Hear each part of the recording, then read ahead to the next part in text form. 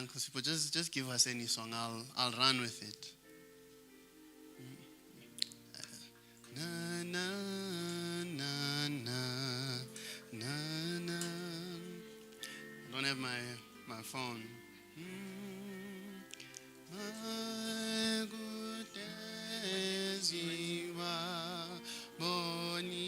English.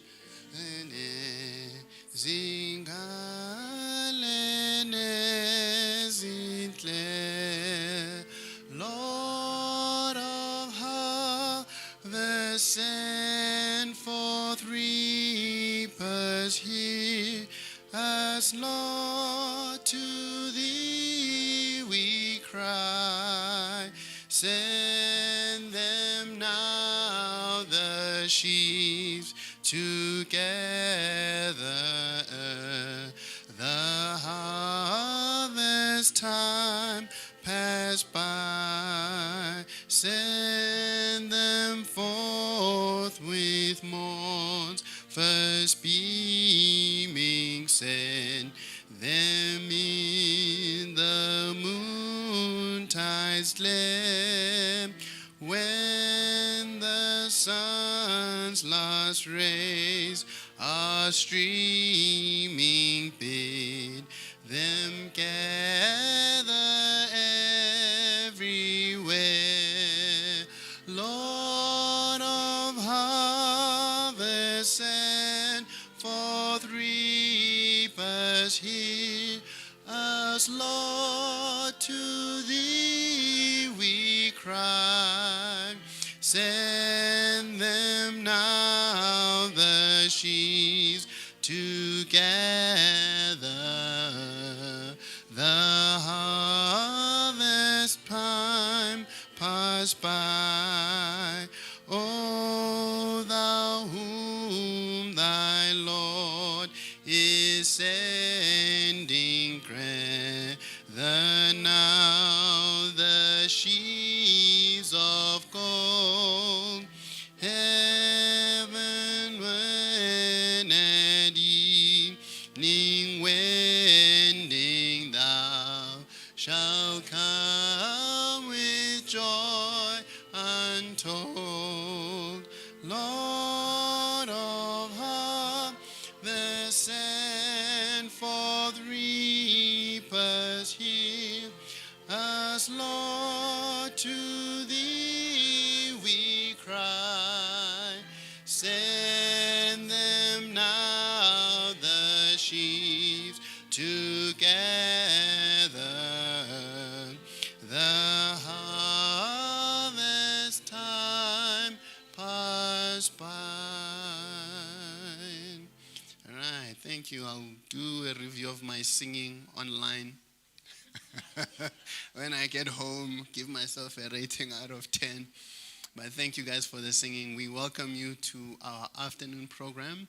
Let's just get started with a quick word of prayer, and then we'll do our proper intro and get started.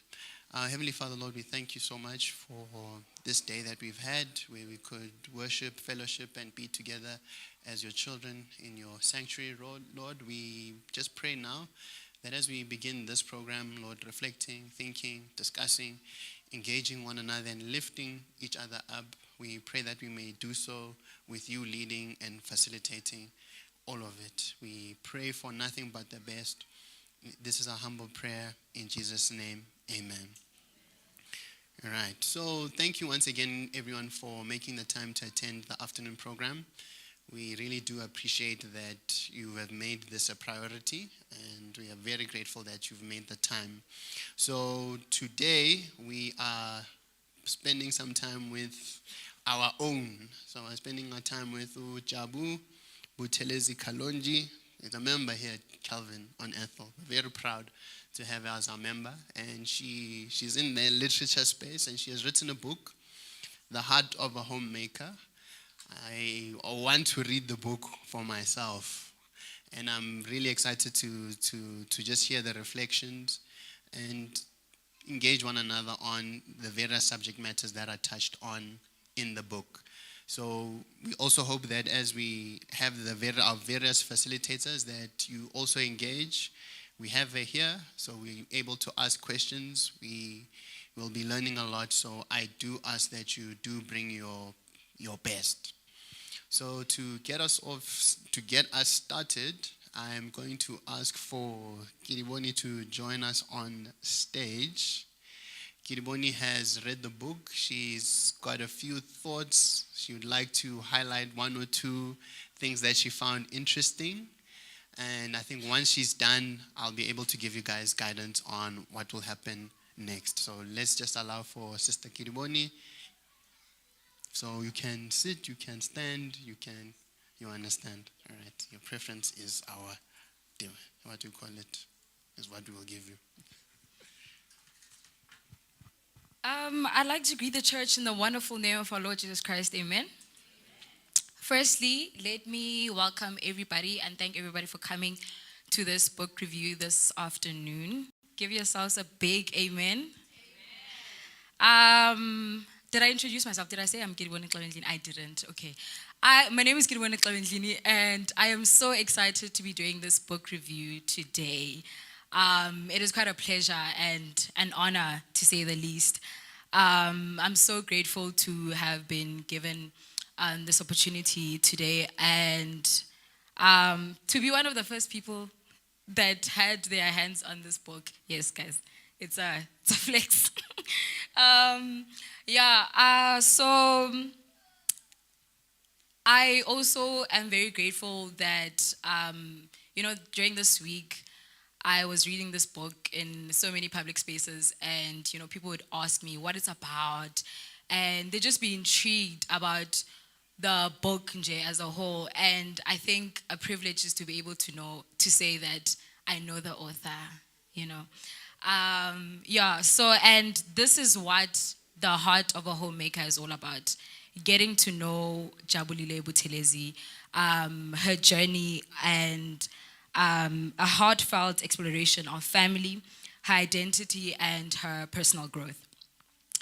Jabu introduces her family one by one in the book, and she speaks about her grandmother. She speaks about her grandmother and her brother as well, and the sibling love that they shared together, and how that influenced harmony within the family. She speaks on how their love, and I'm saying this because I think sometimes she also mentions in the book that we take for granted how important sibling love is. She talks about how her grandmother and her brother, I think it's Bamboo, if I'm pronouncing it correctly, shared so much love that it penetrated through the husband of her gogo, who has had a great impact on Jabu in the book. Jabu believes that her grandmother, who's also rooted in Christ, is or was the epitome of love, humility, and kindness.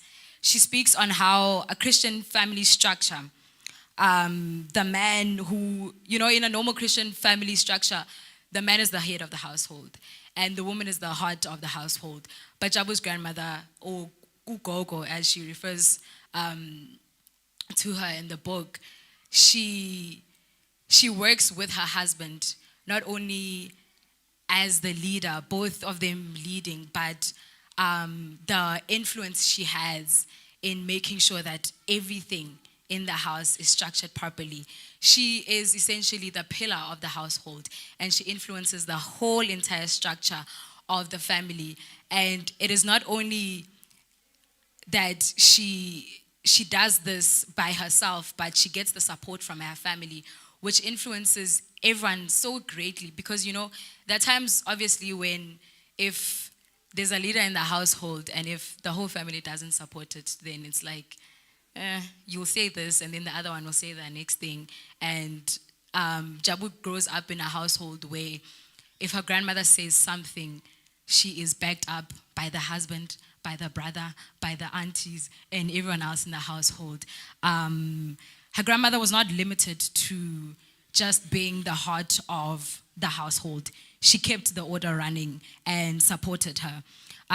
She influenced Jabu with great leadership skills, one of them being the ability to make decisions and taking accountability. Being the woman her grandmother was, she established a family in the community and earned her respect. And I think it's a very important lesson that I learned for myself as a young woman. Growing up, it's very important to acknowledge that the influence that you have as a woman, it does not only end in your immediate family. It goes in the community. It goes to the church, the people that are always around you. And Jabu's grandmother finds herself with great respect in the community, and not only in the community, in the church as well.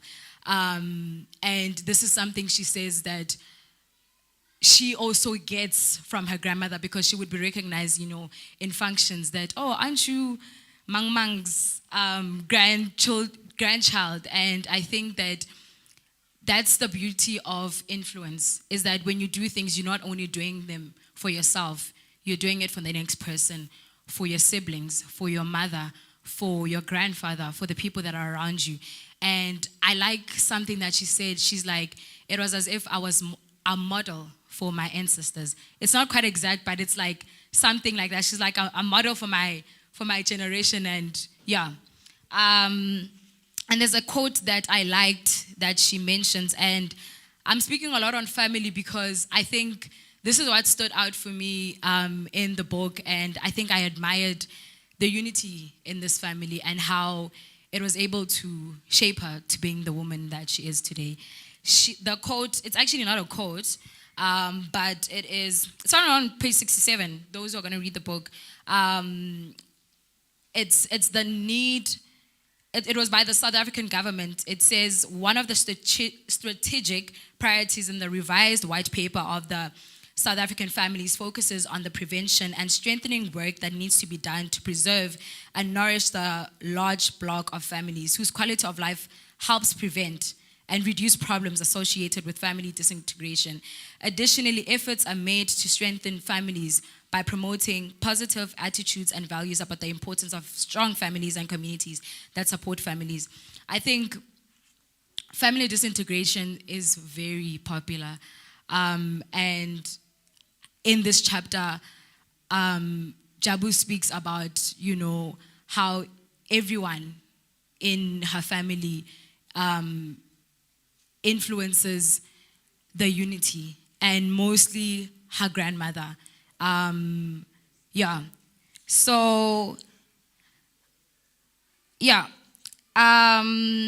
She grows up in an Adventist home, and she was always forced to go to church.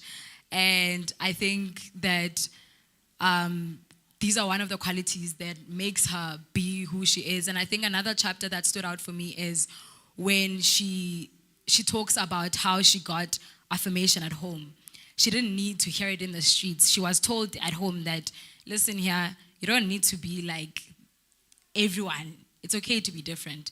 And I think that's a very important factor, that when you're affirmed at home, no one who's unfamiliar in the street is going to tell you what to do or how to feel about yourself. So she gains her confidence, and she knows she's confident in who she is because this is what she knows at home, and this is rooted in her at home. They always say it starts at home.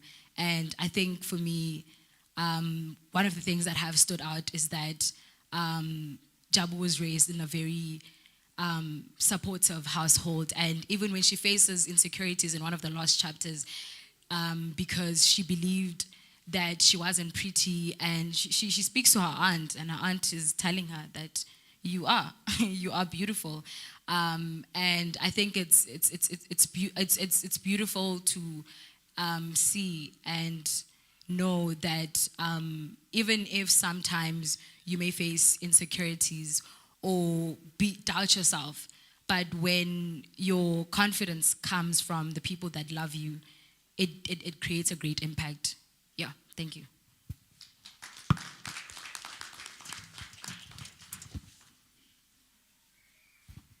Thank you, Kiribonyi. It almost felt like a love letter to you, Jabu.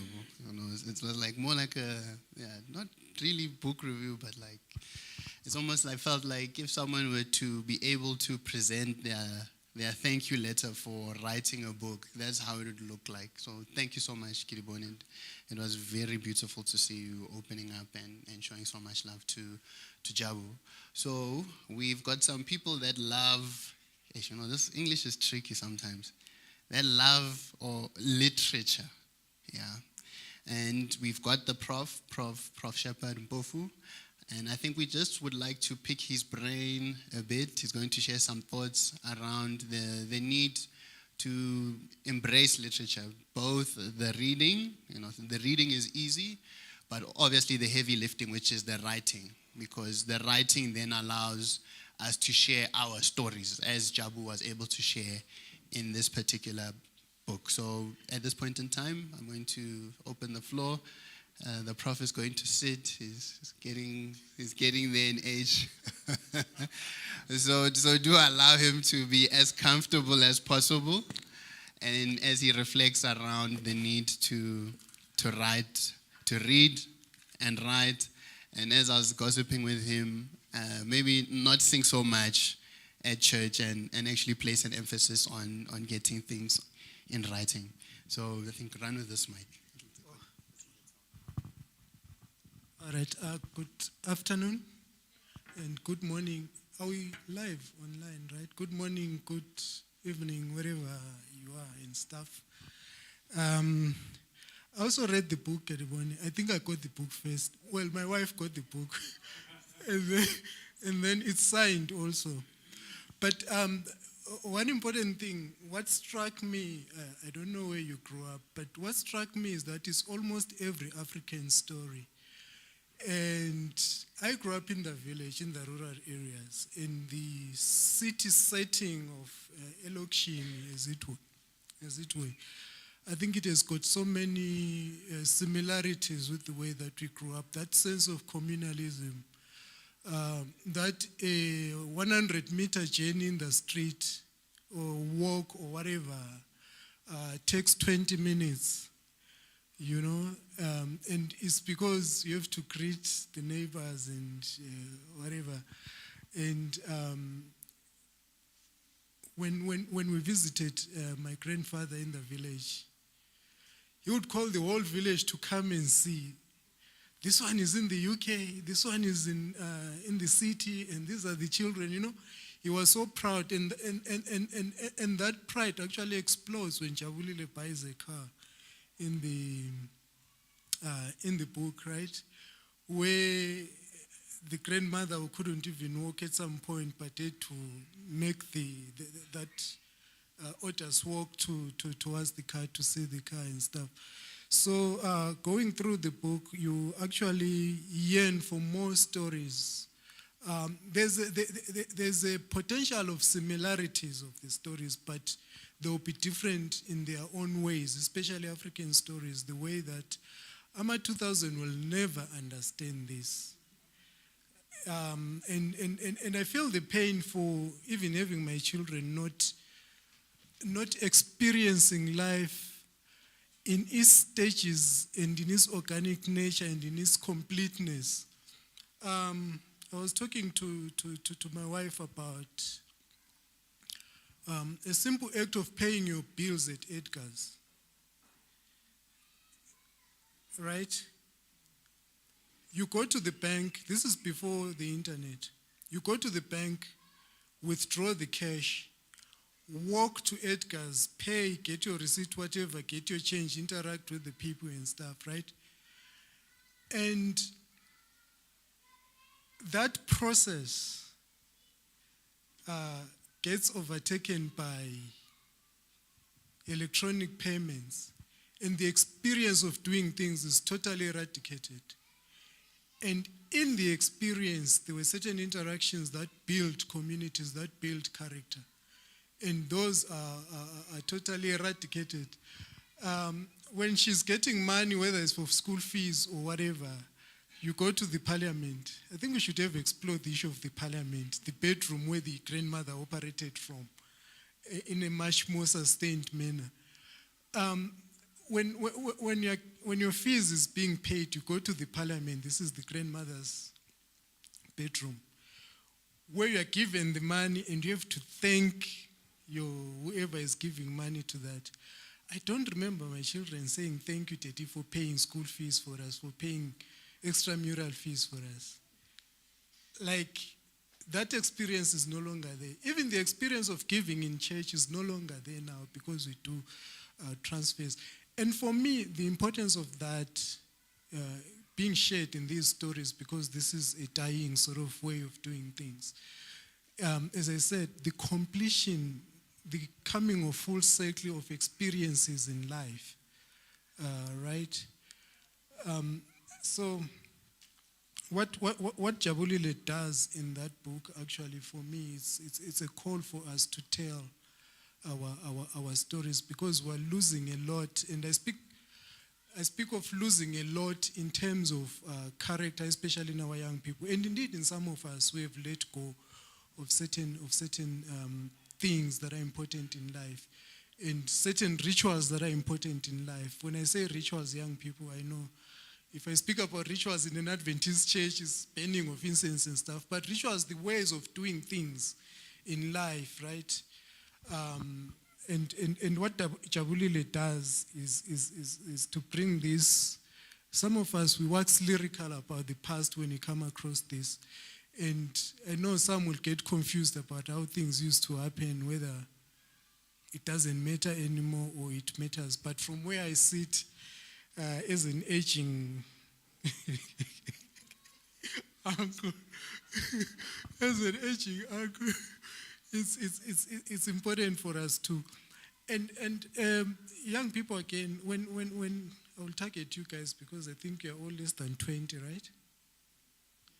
When your uncles visit your homes, what do they do when they leave? They just leave. Do you know what our uncles used to do when they visit and then they're leaving? Old people. They leave you with money for sweets and stuff, you know? And when our uncles visited, we usually used to get excited about the prospect of receiving something. It could have been probably one of the most devastating things for your uncle not to leave you with something.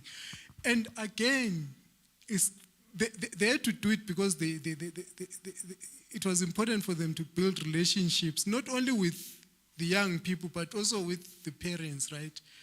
There's always going to be a good and a bad uncle. And the other important thing that we need to address, of course, literature is an important cultural product or cultural practice, as it were, in most communities. One more important thing that is competing, I was not told about the time that I have here.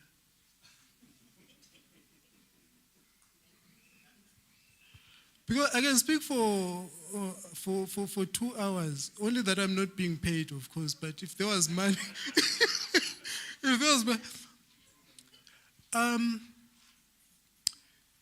the Disney films that we watch, I did my master's in film and TV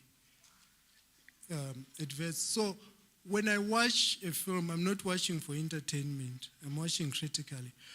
But I know most of us, no, you can't give me time now when I've already started. Most of us, we watch for entertainment. I want to touch on Disney films. Have you watched Lion King? Aladdin?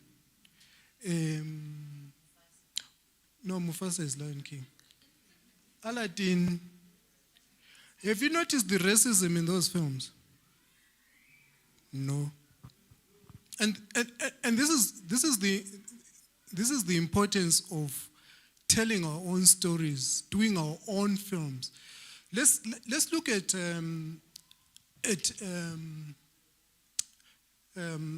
Lion King, for instance. Mufasa, Scar, Simba are family, right? Why is it that Scar is darker than? why is it that Scar speaks different English from the brother? And, when people come from the same family, at least, they should speak the same, right? And then you have the hyenas and stuff, right? Do you know who does, in animation, it's not the animals' voices that you hear. It's people's voices that are, right? All the bad guys, people like Whoopi Goldberg, Chish Marine and stuff, are the ones who are doing voiceovers for the ugly animals or for the bad characters, right? And by the way, children are very intelligent. So what happens in these films, children are looking at, oh, this one speaks differently from us, appears differently from us, therefore is a bad person. And also the bad character that gets allocated to them. And you transpose this to the American setting, the film, then it speaks about the relations between black and white in the American setting. And Aladdin is almost the same because it talks about Arabs and stuff flying with a carpet, living in land called barbaric land and all those things. And comes 9/11, the Aladdin characterization of Arabs and stuff, it comes full circle. And we know the bad guys, even now when you go to the airport and there's what they call security checks, especially if you're flying to America. They call it what? Random security checks, where they pick up, it's either a machine picks you up, or, interestingly, they ask a black security guard on the other side to pick up people for random security checks. Do you know who they pick up? Right? And some of those things could be informed by the stories that are told by other people, especially if you look at Disney. And then we need to also address issues of storytelling and especially literature in the African context. And know in the Adventist Church, we, as Wakani alluded to, would rather spend the whole day singing than talking about literature. That's a fact. And I'm not saying that people should stop singing. Definitely they should, even though music never saved anyone. But when we tell our stories as Africans, one, we assist ourselves in creating identities that matter to us, in creating communities that matter to us. We are fighting against a tide, the current tide that sort of seeks to eradicate certain important things to our communities. We usually talk about Ubuntu as probably reckless is not the word that I'm looking for, but for the purposes of this discussion, let's say in a reckless way, that doesn't seek to advance certain issues or certain relations amongst our people. And if we're to write our stories that actually demonstrated instances of Ubuntu, that actually told of Ubuntu in our communities, we rail against the current tide, as it were, that seeks to eradicate certain important things that are a pillar of, or that were a pillar of our communities. And we talk about decolonization, right? I've noticed that we want to speak about, to attack people who advance decolonization, especially in our church, to say you want to introduce, is it ancestral worship? There's no evidence, and it has never happened that there's anyone who has worshipped ancestors. Never. Go to the history of most Africans that want to undermine as Christians as if they worship. They worshipped God through their, just like when you, I don't know whether this is going to be controversial or what, when I'm praying, I go to the Father through what? The Son, right? And most people we accuse of worshipping ancestors, they went to God because the concept of umvelinqangi, unkulunkulu, mwari, always existed. And they went to him through their ancestors, right? It was never a case of that. It could have been wrong to worship that way, but it was never a case that. So when we're talking about decolonization, right, we're not necessarily saying let's go back to certain ways of worship that maybe are not as Adventist as we would like them to be. Or when you talk about decolonization, some of us challenge the concept of a white Jesus, right? Yuval Harari is a what is it? Which is from Israel. I'm Israeli. I'm a Jews. Closer to Christ and closer to whatever. And he says, one of the most fakest, is there a word like that? One of the most fakest things ever to be spread is the image of Jesus. Blonde, white, whatever, blue eyes and stuff. And when this is challenged, especially in our church, we get a lot of problems because we've been used to that white Jesus for a long time, and we've taken it for granted that this is the right. And do you know why it's important to speak about these issues? For the sake of our kids, right? Some of us might be irretrievably lost, but we need, Mrs. Kumalo was talking about how white people used to treat her in the morning here at her workplace, losing confidence and all those kinds of things. If Jesus is white, for one moment, let's agree that he's white, of which he's not. Doesn't it justify to have white leaders in the church?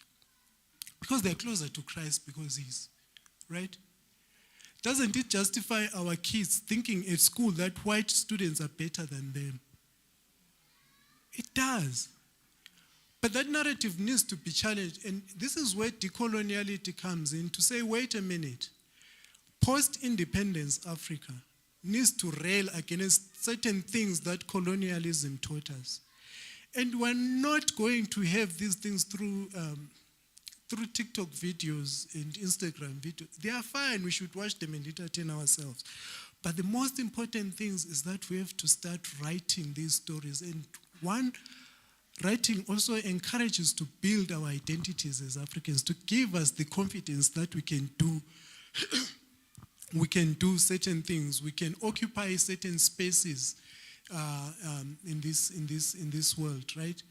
And you should be able, when you exist and when you know your identity and your worth, you should be able to enter into certain spaces that ordinarily some people wouldn't expect you to enter into, right?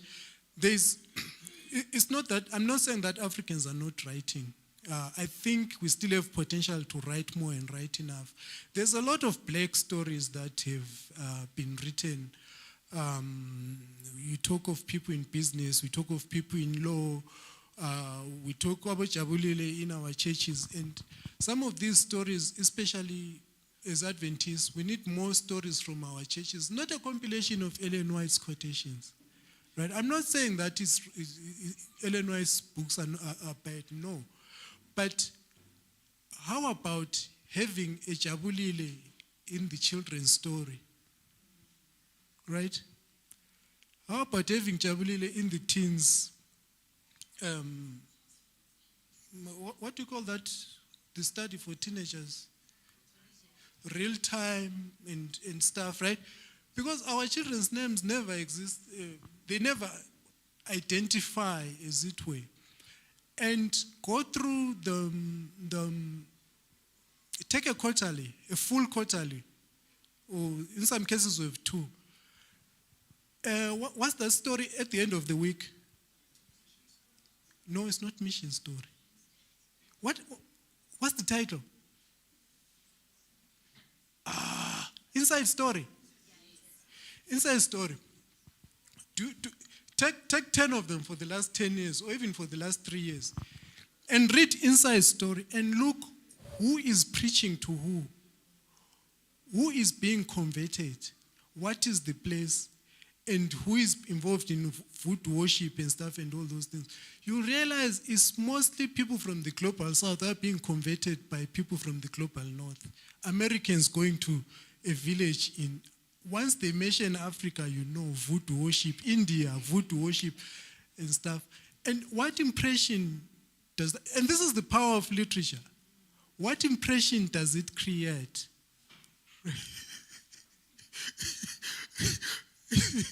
It creates a sense of inferiority, right? So,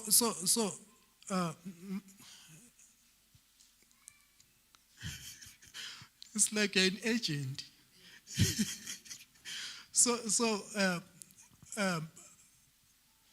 That guy made me lose my train of thought.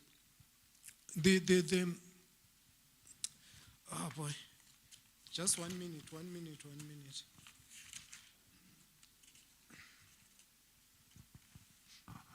Yeah. And the other thing is technology. This one I fight with my students about it, but there's death of critical thinking, of which actually there are certain scientific things that I wanted to talk about in our African culture, in our African experiences, that you'll never find, the stories of Africans are never found on AI anyway. In as much as AI steals other people's intellectual stuff and then gives to you whatever you're looking for, it's never African stories. Lastly, there's one scientific thing that I wanted to share with you. When David writes, he anointeth my head with oil and stuff and all that, right? You know what that is referring to in relation to sheep. You know, sheep used to have horns, and then there will be insects or some worms under the horns. And then farmers know if you put oil, what does oil do? Huh? No. Oil prevents the flow of air into anything, right? And then when those worms are there, there's no flow of air between the skin of the animals into their life, and therefore they die, right? You can explain it and expand it in a spiritual way. Those of us who grew up in the villages, how many of us grew up in the villages with donkeys and stuff? You know why we used to put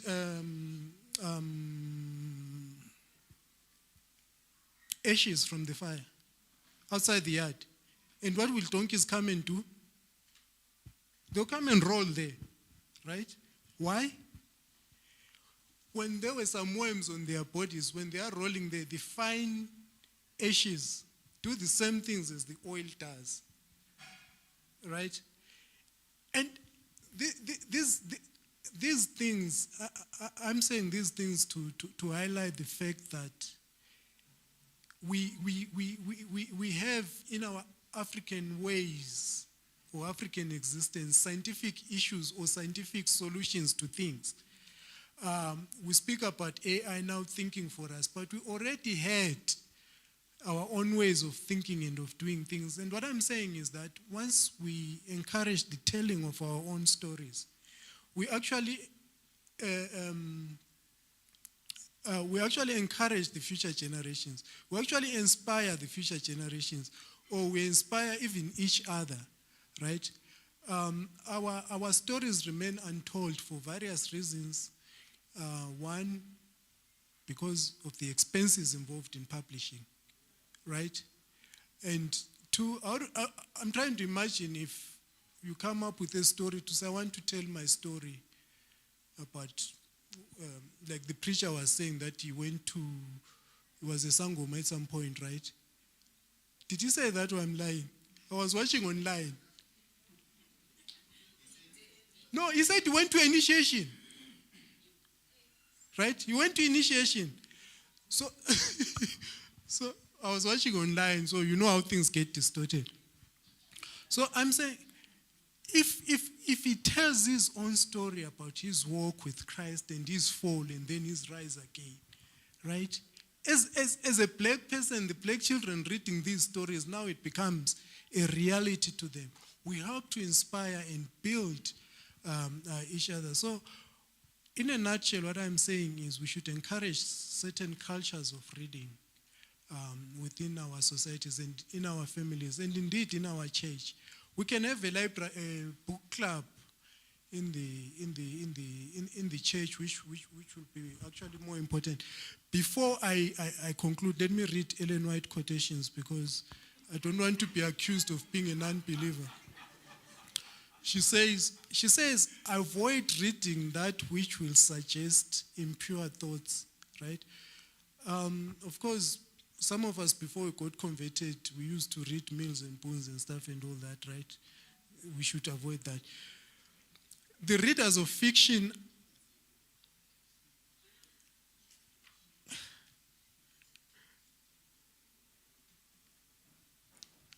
okay, I can't read my own handwriting.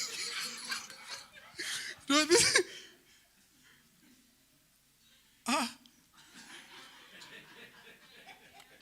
Okay, all right. Yeah, the readers of fiction are indulging in an evil that destroys spirituality, creates unhealthy excitement, fevers the imagination, and unfits the mind for usefulness.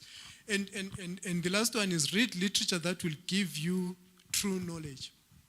Of course, Ellen White's writings were in some context based on what was happening, right? So there are some fiction stories that are actually inspirational and actually almost like our Inganekwane, Mtsume, whatever, right? They taught us hard work, they taught us respect, they taught us discipline, they taught us good behavior. So those are fictitious, but if you find a good fiction story, then we can read that, right? So it doesn't necessarily mean that any fiction is bad and unfits your mind for usefulness or favors your imagination and is unhealthy to your growth. Definitely it is. But most importantly, let's encourage each other, especially our children, to read. And those of us who have good stories to tell, you can't be on screen and not telling the stories on how you got there, what did it take for you to get there, right? I might read about an on-screen stuff, but I want to go into a certain direction with my life, engineering or whatever it is. But still, your hard work, the compromises that were made, the community you grew up in, all those things can help us to be inspired. And mostly in the Adventists, there's this sense of modesty that doesn't work sometimes. Let's tell our stories if they are stories. Don't be shy. In 2011, last. Jabulile, you're not going to pay me for this. 2011, I'm a PhD student at Wits. I applied for a conference in Arizona in America.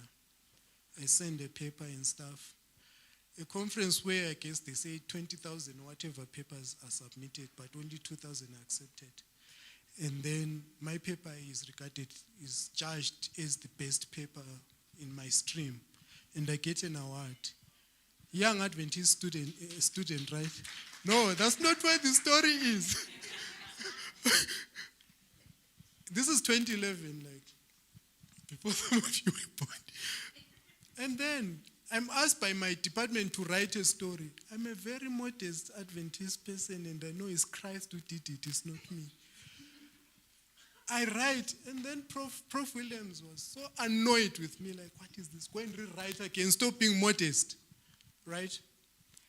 And let's tell some of our stories and stop this modesty, because this modesty might be killing the future generation because they will lack some forms of inspiration.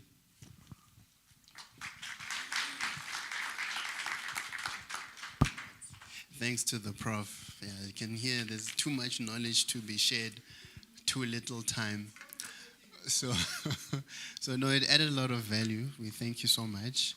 So let's get into the meat of things and get into our reflection and discussion that Buthelezi and Jabu will take us through. So let's just welcome them onto the stage. I don't know, do we do the clapping thing? Can we try it out? So let's just welcome them onto stage. So they'll go through the reflection and discussion, and then after that they will open up for a Q&A, and I think that will be our opportunity to pick Jabu's brain. All right. Thank you so much, Baba. Sanbonan. Ninjani. Siapila. You know, speaking after Prof, I kind of feel like Thabo Mbeki taking over after Mandela. Everybody's saying, Ubani Manjelo. Sifuna utata thina. We don't know this guy. Thank you, Mphathi Wohlelo, for not asking me to sing. Like you said, when you came, you said, guys, I can't sing to save my life, but I'm going to try. It's like, this guy just told us that he can't sing. What do you call this? Thank you so much. Prof, you know, I listened very attentively to everything you said, and I'm going to be repeating it in other places. I hope they won't be streaming. I just hope they won't be streaming because you're going to be asking me for money. Everybody's going to be thinking, this guy, we must just make him a professor once. We won't even give him honorary doctorate. We must just make him a professor.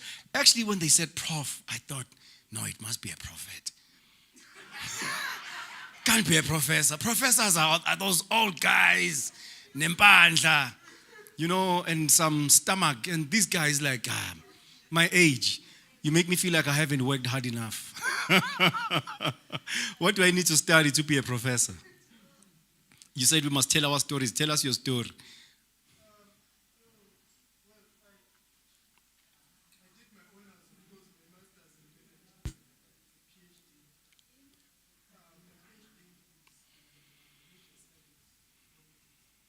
So I must do all those things to be called professor.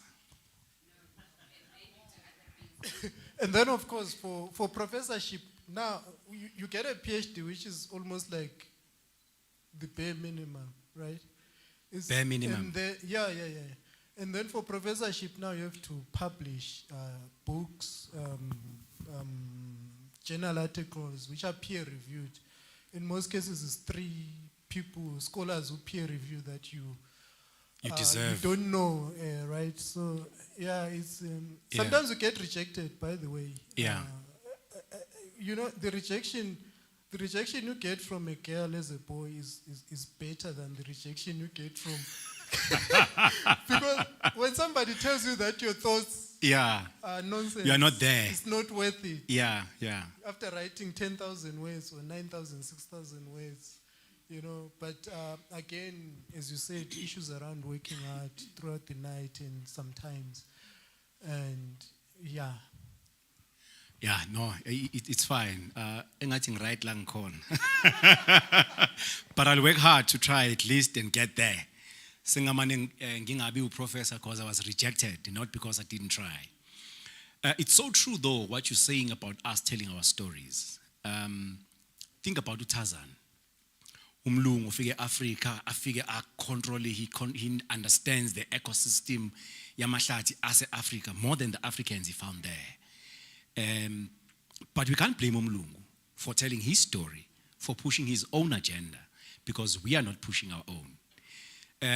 If you look at, like you said, the ugly characters, for me as a Christian, what I've noticed as well is that if you watch our movies, even our South African television productions, whenever they portray a Christian, it's always some crazy man or some crazy pastor who steals money from church, or from some woman who's loud and always making noise. It's always a dodgy character, because it says, who's pushing their agenda? They are pushing their own. We can't complain and say, yeah, but look at our television. So there was a very big brouhaha not so long ago. I can be a professor. I mean, I'm saying brouhaha. Who says that? You must recommend me once. Your recommendation is enough alone.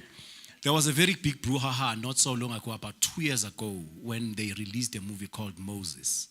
He was in Egypt and everybody was white. So black people were saying, yeah, but the ancient Egyptians were not white, they were black. Where is your movie? Tell it in a story. Siyayithanda lento yokuyocomplaina ku TikTok, no yokuyocomplaina ku X. We must do our own things instead of using this money ukulala neyingane ezincane. Let's use this money to tell our own stories. I remember ukuthi growing up iy'nganekwane, like you said, they used to be told by grandmothers. And if you think about it, ugogo was very intentional about the stories she tells. My grandmother used to tell the stories of unogwaja nebhubesi, the whole ecosystem. And when I grew up, I was reading a book by Ukredo Mutwa, Indaba, My Children. And he was elaborating the story of the importance of telling the stories using animals. That was the way that Africans used to do in nature conservation. While they were conserving in nature, telling us about the importance of each and every animal, they were also teaching us principles in those little stories. Stories of how it jumped into the jar of milk, and as it pedaled and pedaled, the milk turned into margarine, and then it could fly after that because it had something to stand on. That is what ugogo was intentionally doing to shape the mindset of the next generation. Speaking about ugogo, Jabulile, you have written a book called The Heart of a Homemaker. We all know that our homes are sustained by ugogo, are sustained by Oma. I usually say, Uguti, in a home, if a father is a drunkard but the mother is decent, that home will stand. But if umama is a drunkard and the father is a decent man, that home has a higher chance of falling apart. But let me go straight to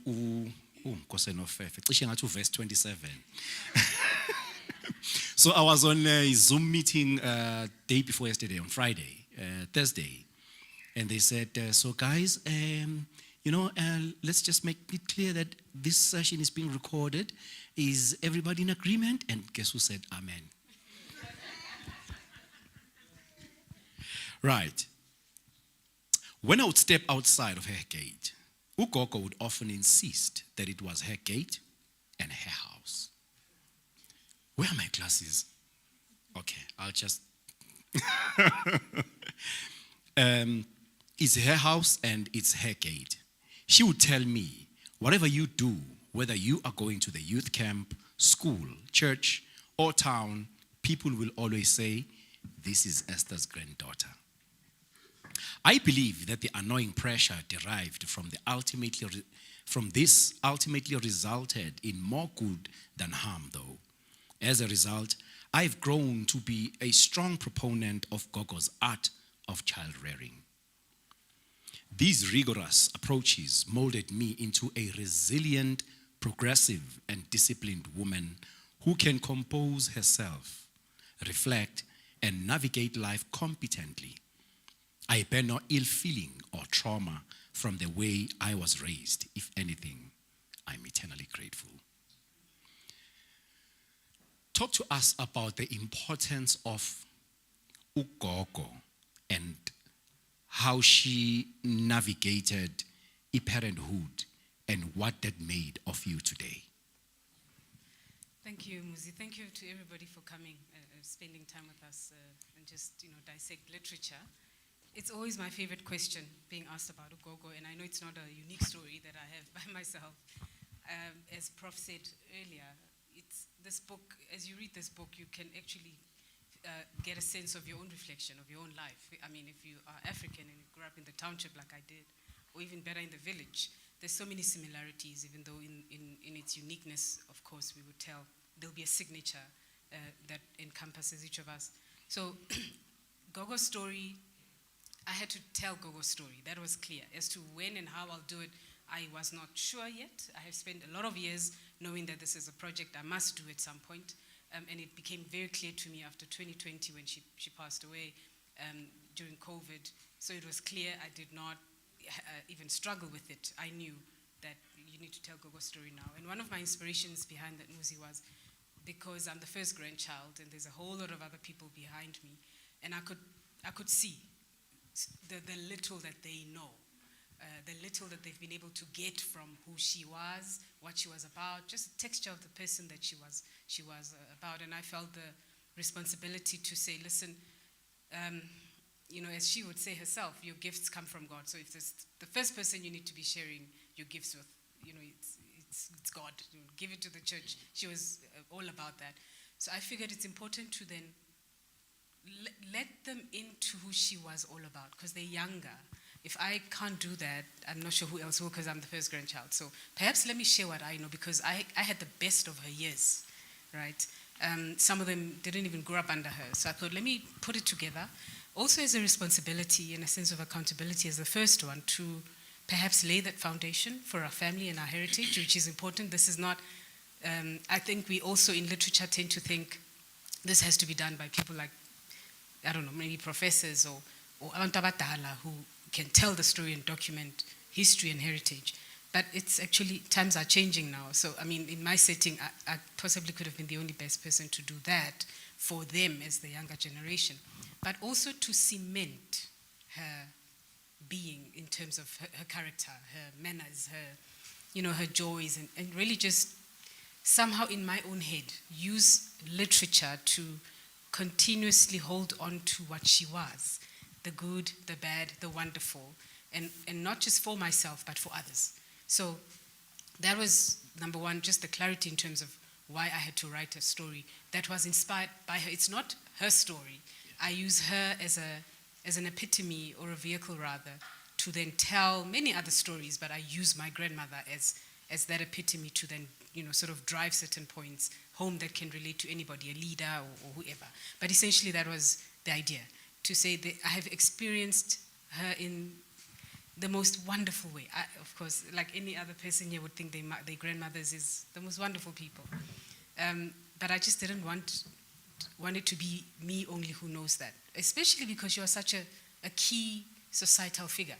Everybody, everywhere knew who she was. Everybody respected her, whether you a huge, just a businessman, church folk, deacon, elder, whatever, bedridden as she was, everybody would make time to come into the house, go to the bedroom, greet her. So she had resonance not just in our home, but in the whole community. And I felt like it was important to piece that history together so it's not lost. What is your fondest memory, Ngokoko? So there are many. There are many, and but my fondest memory is the Sabbath openings. Yeah.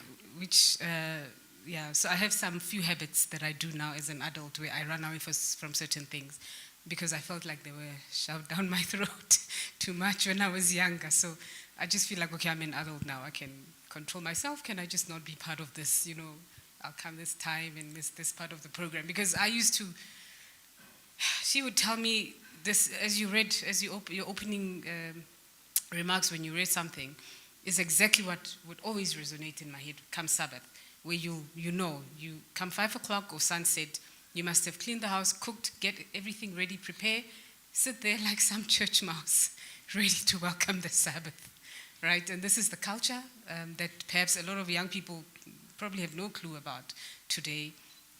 But some of those things that had turned me into being, I suppose, disciplined, even though at that time it was more like, I think she probably hates me. Why should I have to go through this? But that essence of her telling you as well, nobody's going to iron because it's Sabbath. So if you didn't prepare your outfit by Friday sunset, tough luck. Either you take your shrinkled outfit to church, or she was also that deep and that extreme, but that was her generation. So I look at what I come from, and I look at the freedom I now have where I can, I suppose, do whatever based on what I know. And she's always in my mind in that sense that I wonder what would happen if she, perhaps, or if I was maybe a bit more rebellious, if I didn't take in whatever she was trying to teach me, right?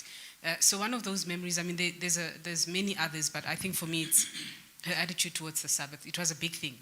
Like I even say in the book, I come from church, both ends of my family, church. I was raised in that setting. That's all I've ever known. And you look at how she, even though she couldn't physically come to church, but how she would have church come to the house, and how she'll get all of us in the house to go serve in the church. So yeah, that for me, I can never talk about of being Adventist without talking about my grandmother, because that is the heritage she cemented in me, in fact, in all of us. I relate very well because Nami self, ngumfana kagogo. Today I love God and I love church because bengiwumfana kagogo. Every Sunday we would go to church with my grandmother. And coming from a rural area where a majority of the people where I came from, they were very much traditional Zulus. We came from Durban and then we went to the rural KZN.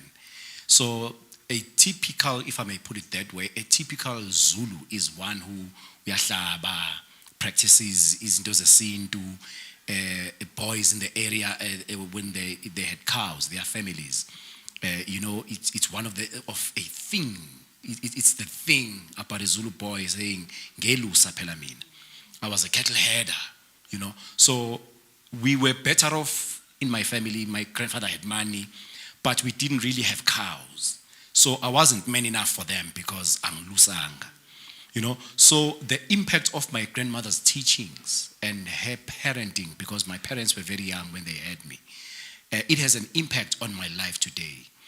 I see that the style of your writing about what you've learned from Ugogo is very conversational style. You didn't write a leadership book because your book is replete with leadership principles. But you didn't write your book like a typical leadership book, the 7 principles of how to walk like a man, But you found a way of writing a story that people could follow. Why did you choose to write your book in that style? Why did you choose that style? Yeah, I love that question because I know that even a leader, a CEO, or a president has passed through the hands of a grandmother, and that they're very fond of their grandmothers. I mean, with my little research, I think I'm correct. But I also don't want to be obvious because I know people don't like literature. A lot of people don't like literature, and this is another truth we need to talk about another day, of course. Talk about the disinterest in literature and just the culture of reading and writing and publishing.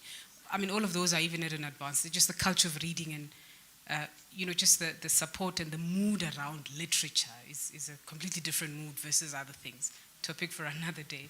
So I had to, because I needed to tap into that. I need those readers at some point.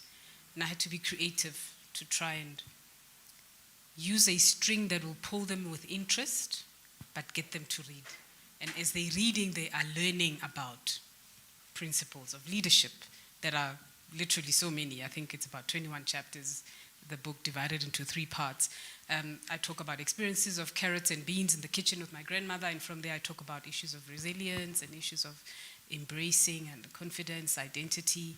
I take it further to talk about strategy when I refer to the parliament. I think it's in section 1, where the parliament is essentially the name that we gave our grandparents' bedroom because she obviously was bedridden, couldn't walk. So everything happened there, whether it's the discussion for money that has to be split, anything. So it was essentially the strategy room.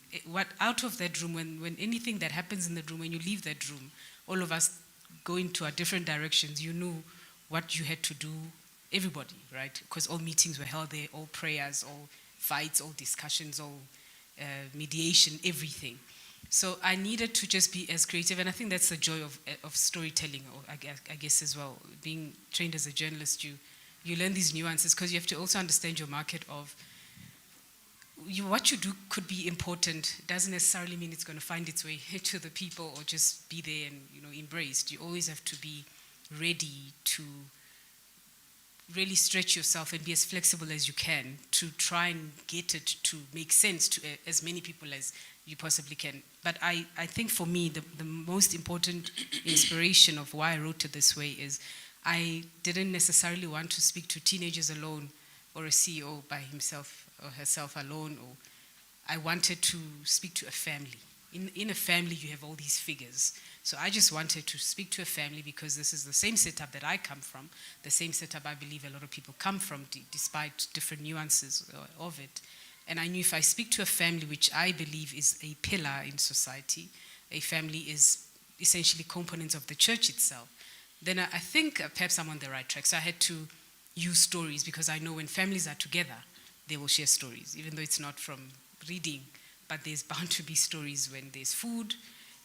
They are always stories, and this is what people can relate to because also you are authentic. I think that's important as a writer, that you know, a reader can sense your energy from your words. Yes. So the more authentic you are in your output, I think the more genuine you are and the more genuine the story itself. That's the only justice you can do.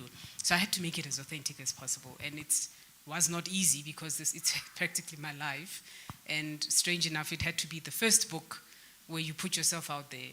I mean, but it had to be done that way because I had to touch a few points with a few people. Yeah. No, I actually like that style a lot because we relate with stories. But if you come to me and say the 3 principles or the 3 A's of, you know, how these motivational speakers always like to psych us up, I think it is easier to relate with a character than to relate with trying to be too scholarly in your approach. Now, coming back to ugogo exoxa inganekwane. Ugogo, I said earlier on, was intentional about how she told the story because she knew what she wants to teach the younger generation. But if you look at ugogo today, ugogo is television. It's television ugogo. It's TikTok ugogo. Social media ugogo. Yena gogo or shaper the collective consciousness of a people. If you're looking at modern society, what are the things that you would wish ugogo would come back and say? Because when I look at some things happening and I think, whoa, mayangavuma sithola ngeenyawo angashona same time. So what are the things that you look at and you think, if ugogo was around, not a television, if the original gogo was here, they would have fixed 1 or 2 or 3 in modern society? Switch off the TV. I can literally hear her Let's have my phone. I can literally hear her voice right now. Like, so I have it on her side to my upbringing as well. She would say, Timang, it's Sabbath, ke Sabbath, Timang TV, right? And once she says Timang, that's it, meaning it's Sabbath, no TV. Even though you were trying to mute generations to like maybe 3 bars of a volume, she'll still pick up that you're still watching. And she'd be like, switch off, you know? And I wish a lot of parents can try to be brave enough or courageous enough to just say, please switch off for a bit and maybe pick up a book rather. And if your kid is not maybe a literature savvy person, get them to play golf, soccer, whatever, go outside. But switch off the TV for a bit. I know perhaps it takes away from what you do, but just for a little bit. And I say this because you listen to how people talk and how they reason and how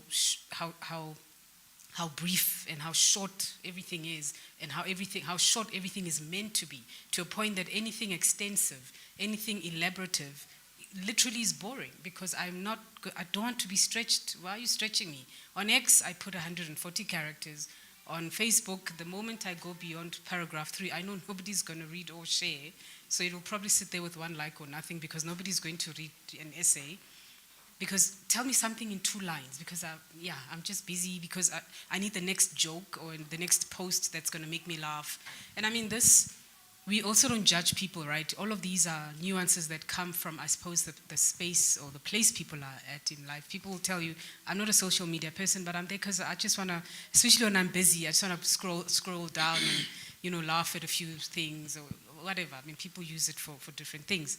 But I really wish we can talk to each other more. I'm not going to lie to you. I know it sounds so cliche, but I actually actively try to do that in my own family because I've realized that social media specifically, because it's a tool, that's the tool, it does take away a whole lot more time, even with each other, to a point that you could be friends with someone on social media for practically 15 years. I was looking at my Facebook the other day and it said you joined Facebook 15 years ago. And I'm like, it takes 10 years, Prof, if I'm not wrong, to get a PhD.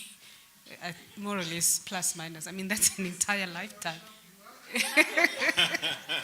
That's an entire lifetime of 15 years or so friends with somebody you've never met, literally have never met them.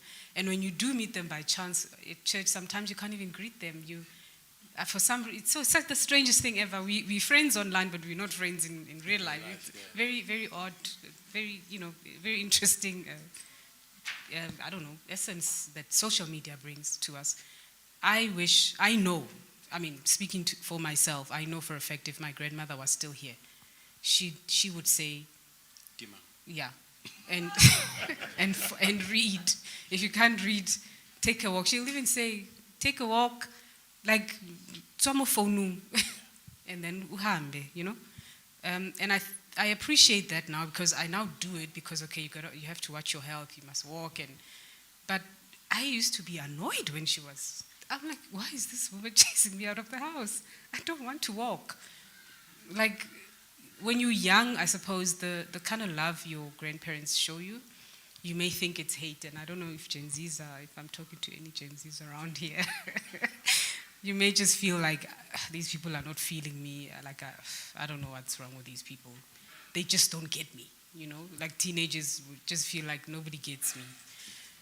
But you grow up and you get to much, much older. I always say patience is all you need. That's the only bandwidth you need, because when you're older, you actually can only say, thank you, because wow. Yeah. I really wish I listened more to my grandmother when I was younger. Now that I am approaching the age where some people may call umkhulu. By the way, ufuzo lo ngimncane kabi. I'm in my early 30s. But one of the lessons that I learned from my grandmother, which I live by till today, my grandmother used to love saying, family comes first. And till today, even my extended family, I still keep in touch. I call them every now and then to say, hey guys, I miss you, how are you? Because that's what my grandmother taught me. Ever since I've known you, and you intimate in your book that you used to go to church with your grandmother was very much a church woman. Ever since I've known you, you are a very much involved person in the church. Is that the impact of ugogo? And what would you like to say to her today, given that you still go to church? Yeah, that question is, I think it's by default, Muzi, because there are times where I feel like perhaps she should not have raised me that way. I would have loved to do other things. I do other things, but the church teaching was very strong, man. Like, it was very, very strong. And I must tell you, it has brainwashed me. It's like if any time church calls me, doesn't matter how, I will make the time. And I think that perhaps is the negative side of it, where I can almost hear her say,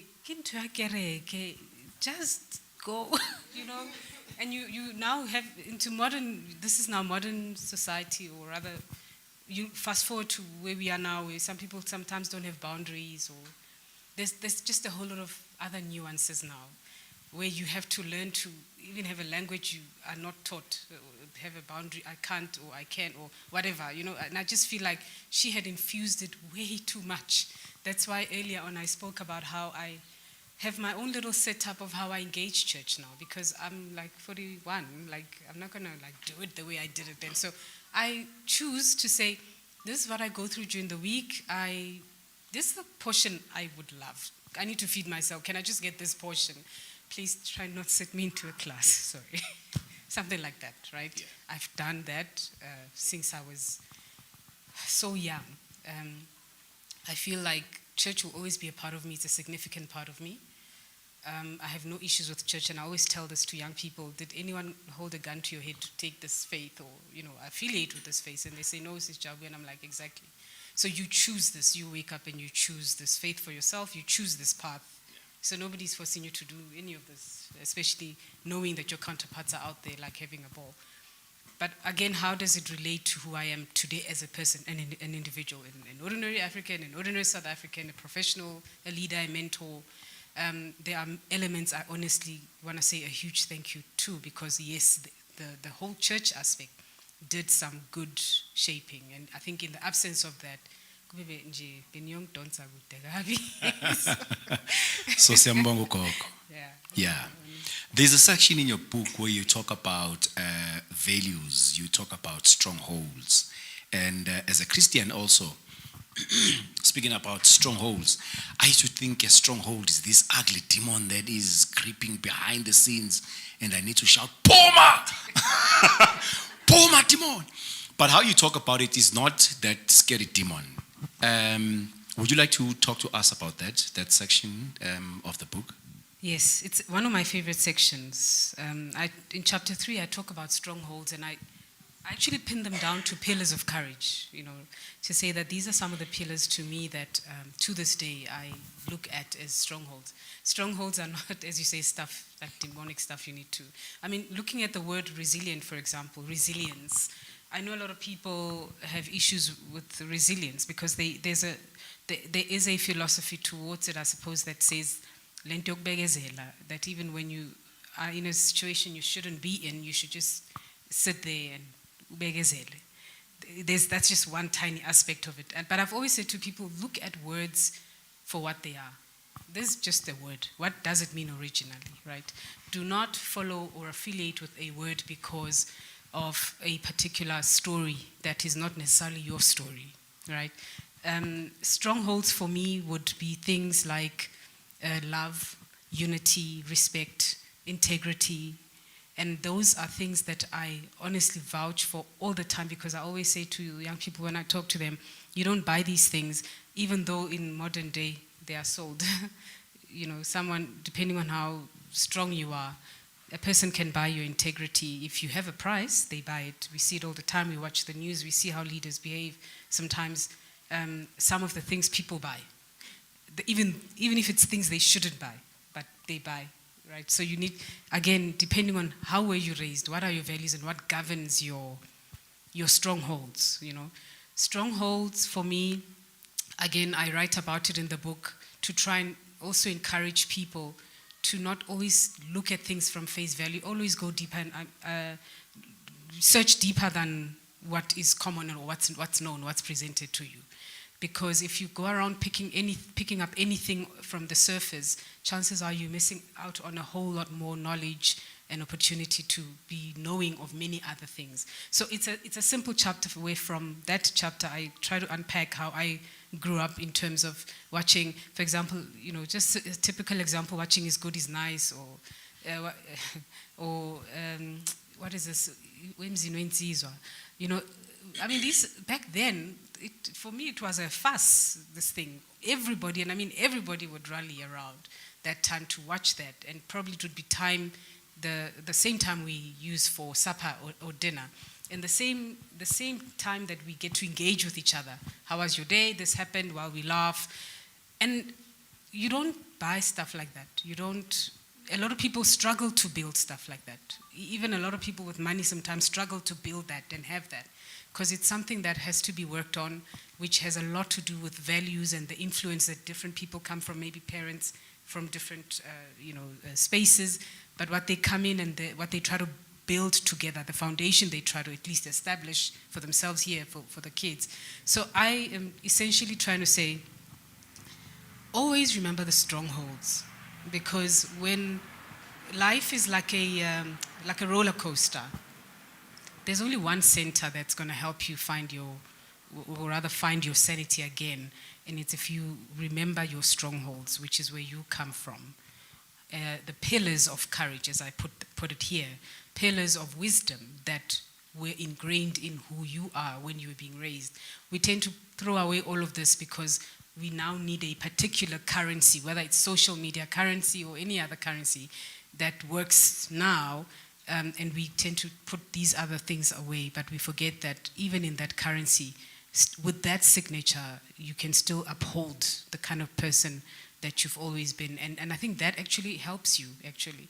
It's one of the things that my grandparents, my entire family were very strong on, that I grew up being told that you don't need to be the same. It's okay. I mean, I talk about issues there. Someone alluded to it, of confidence, and which is stuff that's normal for teenagers, young people. You grow up thinking, I'm not pretty enough, I'm not this and that. And I always had positive reinforcement where I came from. I've always been told in the house I lived in, you matter, you have a voice, what do you have to say? I mean, I became a journalist because my dad used to buy newspapers and he'd make me read Sunday Times, City Press, all of them, and pick a story and say, oh, this is what this person wrote.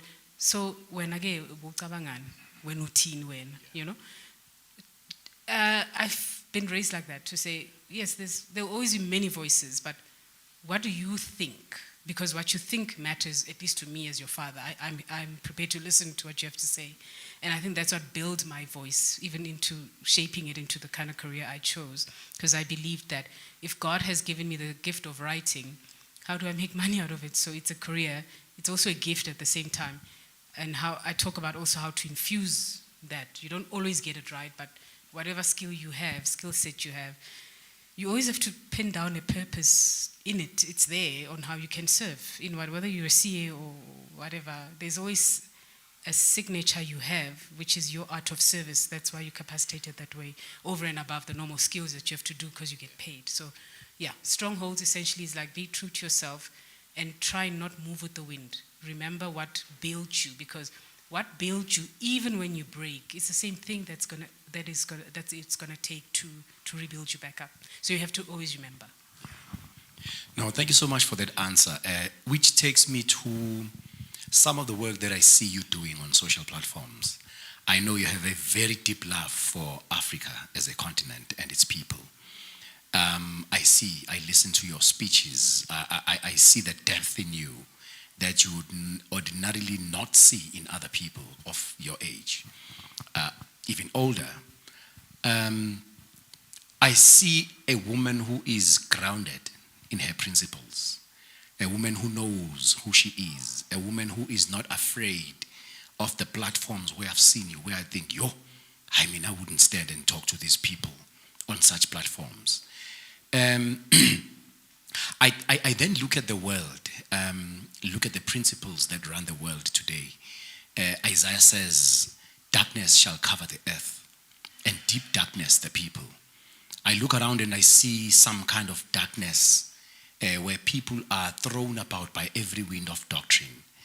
But I see a stability in you that I don't see in some of the people. For example, how you dress. People today love to expose things that should be hidden, and people just see, and then they don't even know where to look because Jabulile useveze yonke into.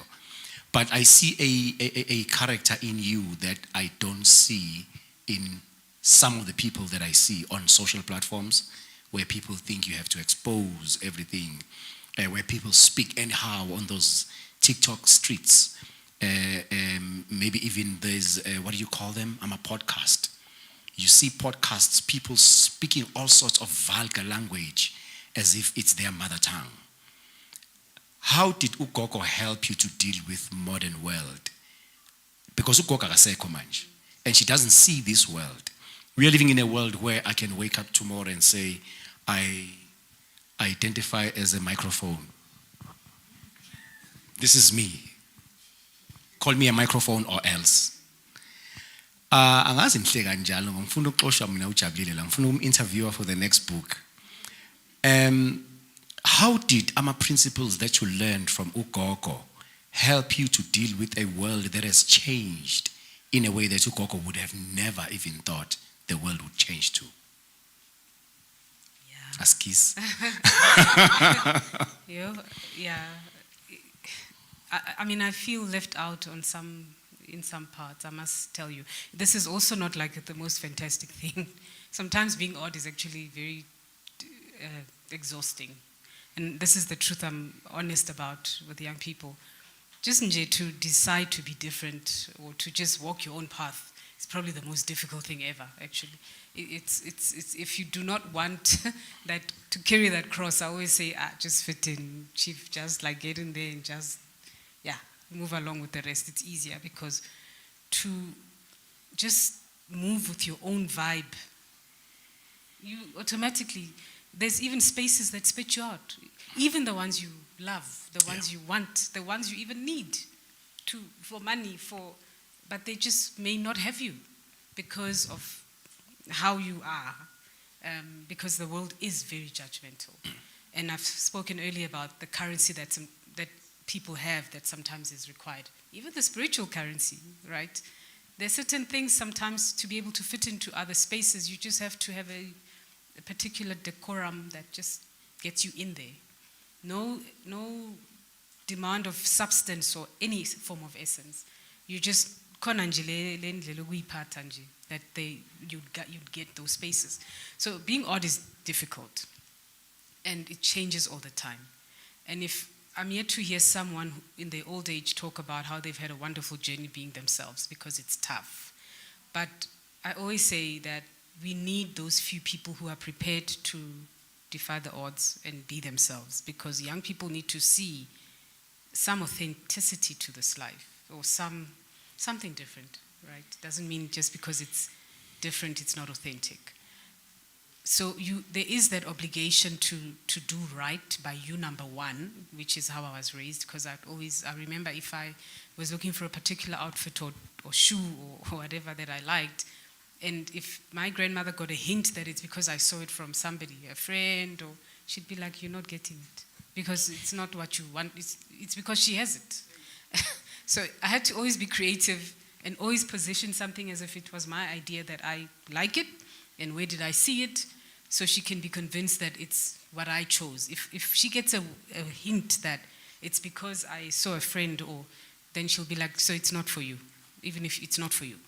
But just tell her she looks nice. Go and look for the one that you like. Yeah. And that for me is something that has always taught me to be honest, right? If I like, to a point that I always say among women sometimes, just a quick one. I once went to some BMF event, and I came in there with a very beautiful dress, and I was so sure that this dress is stunning and unique. And when I got there, the MC of the event had the same dress.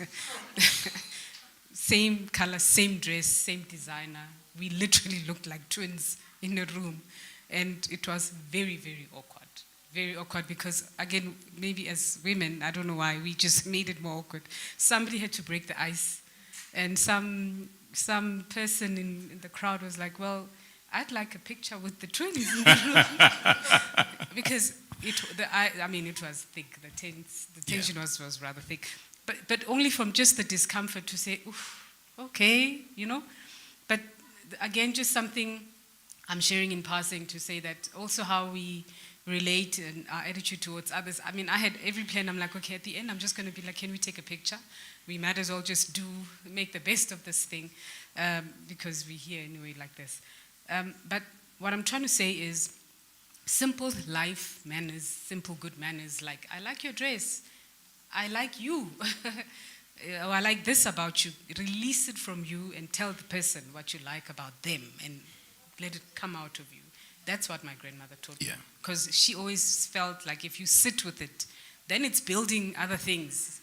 The next thing, now you're not liking this thing, you're liking it, now you want to have it, because now it's a different feeling now. So she's always taught me to say, be cheerful, be kind. Yeah. If you like it, say I like it. So to stay, just in a nutshell, to be able to keep up with this constant and rapidly changing culture, especially also in the space we operate in, is so tough. But you have to just be true to yourself. I always say, if you go to bed and you switch off the light and you really sleep, are you really at peace? Are you really who you want to be, or are you what the world says you should be, or demands content? That? Because as long as you're content, you may not have any other thing, but be content, because you can only serve better and be whatever hat you need to wear better, because you are content with self. So you've got to always, without maybe direct or pushing, there's a chapter on self-government as well, where I talk a lot about that and how self-government is more like a moral compass. You've got to be able to get right the governing of self. Then other elements will find their own pieces easily, but you've got to do self-government first. I write about that as well. I was going to go exactly to that, because you speak as well about the art. I think it's the art or the heart of service. That's the last question, guys. So tell us about your takeaway, what do you want us to take away from the chapter where you speak about the art of service or the heart of service? So the goal was simple, to say that the world is very me. Like, we all live here, we see it all the time. Maybe we need a few more people with some courage to try and say we as opposed to me, because the reason why this matters to me, at least, I think, this is, again, the pillars of Ubuntu that I feel build families, build strong structures that we have even in churches and in communities.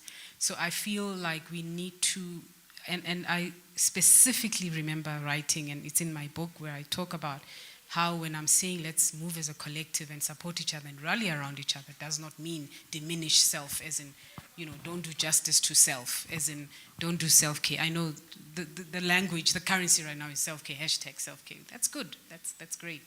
But when you're done with that, which for me is part of the self-government element, when you're finished with that, don't forget to pick up someone else or rally around somebody else. Rally around a good cause, a meaningful cause, because we cannot do much or go far if we're not doing anything meaningful together. This is where I talk about the building of legacies. It's good to have a nice life, but what legacy are you building? There has to be something meaningful beyond your skill set. What other meaningful impact are you part of that you can drive that doesn't diminish your focus and your energy, but actually fulfills your purpose and who you are and what you want to do as a child of God? What can I do? How can I serve? I struggle to think any other way, and I've mentioned earlier about how this gets me into trouble sometimes, because you always can't give, right? And also people who take, they don't even know sometimes when to stop. So even you, the giver, have to have some boundaries and get to a point where you know where to stop. Yeah. But I don't see myself moving differently away from serving. I believe in service. Yes. Because I believe that it is when we are serving others that we, number one, really shine the light that I feel God has given each and every single person. It's not like this person has a light, that one. Each and every one of us, there's something unique about us. And there is an expectation by God that you release that and use it in some way. So you must serve at some point. Find a niche, find something that identifies with you and serve. Yeah. Thank you so much, Mama Kalonji. Ngihleze ngithi ngimthethisa ke mina uJabu ngithi hey usibari walobola lento ka double barrel mina ngingeni ugogo nje mayengavuka abone le double barrel angathi timang ivale mfana. So Mama Kalonji, thank you so much. Any parting words before we go to Q&A? I guess I'm happy to engage. Maybe we can pick up from what others have to say. Okay. Any questions from the floor? I think this is the time. It's your time to shine. Hey, God, ulindi luthi nje baqeda nini? Phakamisa isandla. Thank you. And you're right, Dalamlindi. So I don't know what my question is, but I have a thought, right? And it was raised by what the Prof said and just what's been said now. So there's this perception that we don't read, right? Specifically as Black people. And I've always wondered how the basis of that, because, for example, an ex-boss of mine said, Manote is Sunday world, right? Ne Daily Sun. It's Black people, so we do read. So I think there's something about the stories that are out there for us to read that are not attractive to us, and it's what the Prof said about, it's not our stories, they're not being told, even if they're about us, they're not being told by us. So there's something about the story itself. Not that we don't like stories and storytelling, but there's something about how they're being packaged that isolates. But here's my thought also. When you look at how stories were told, Dala, and you mentioned this, the grandmother, Ebalisinzong, it was a very communal experience. It was never sit there with your book. And this is the thing about reading, is that it isolates. It's you and the book there, right? The social aspect that maybe is more comfortable to us or more familiar to us or works better with us is lost in the reading, and maybe that's one of the things that isolates the reading. Because I remember visiting uMakhulu, so now we've moved from Inzomi, there would be umhlobo wenene 8 o'clock ibali. And we would gather around that, and the evening activities would be such that by 8 o'clock, so again, transferring uMakhulu to radio, still the storytelling was central. And so how do we emulate the communal aspect of it? How do we bring it back into, because yes, we need to move forward and life has progressed, but maybe the current format is not talking to us as much. So we're saying to people, read, and all we're thinking is, when I read, the Prof needs to grade my paper and I fail. That's the only reading I know, right? The beauty of the reading that we knew, the beauty of the social and the communal element that we knew has been lost in the, now there's a book. And I don't know how we revive that. So I thought about Muzi with the book club, that maybe that's a format of it that then encourages reading, because we're going to come back and tell Ibali about the thing that we read. But it's an art that's been lost. And that's why I said I don't know if I have a question or just a comment, but that was my thinking around this. Oh, Prof ufuna ukuphendula.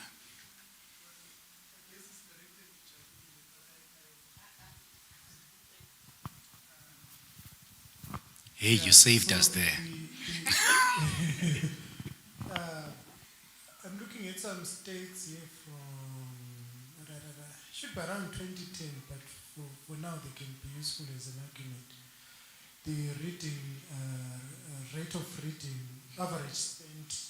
average time spent reading, I guess in terms of minutes and stuff. 5% of Africans who spent almost an hour reading. I think this was it daily or weekly or whatever. 22% of white people were reading, and so 22 compared to 5. And the other thing, the issue of communal is a valid point, because we come from an oral literary culture as Africans, which means the art of writing wasn't. My great-grandmother was illiterate, and I was living with her in the villages. So when my mom sends a letter from the city to us and her, we would read it for her. And then she would dictate to us to write the response, right? Or in the evenings, storytelling time, we would gather as the grandkids and the great-grandkids, and she would tell the story. Some of those stories were not written, right? And this is around 1990s, 80s, whatever. You look at the current setting in 2025, the grandmother is not there. You've taken your kids to the cities because you don't trust your husband's grandmother to raise your kids. Your husband doesn't trust your mother to raise the kids. Therefore, we should raise our own kids, right? And children, in that particular sense, were not just children, by the way. For grandmothers, we were labor, right? For grandmothers, we were a hook to that my mother doesn't forget the grandmother by sending groceries to the village, right? So if you take your kids, you stop supporting the grandmother.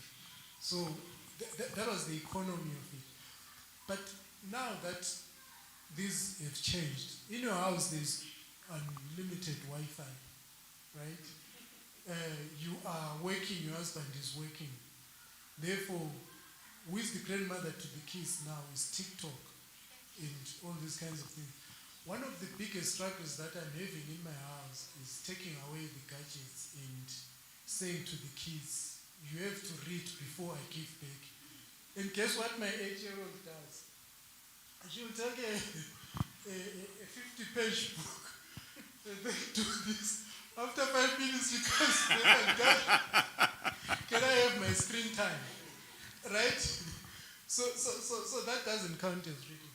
But also railing against the death of orality in our communities. What should we do? Now then, individual reading becomes important, right? Taking kids to the library and buying books becomes an important thing. Having book clubs, even in churches.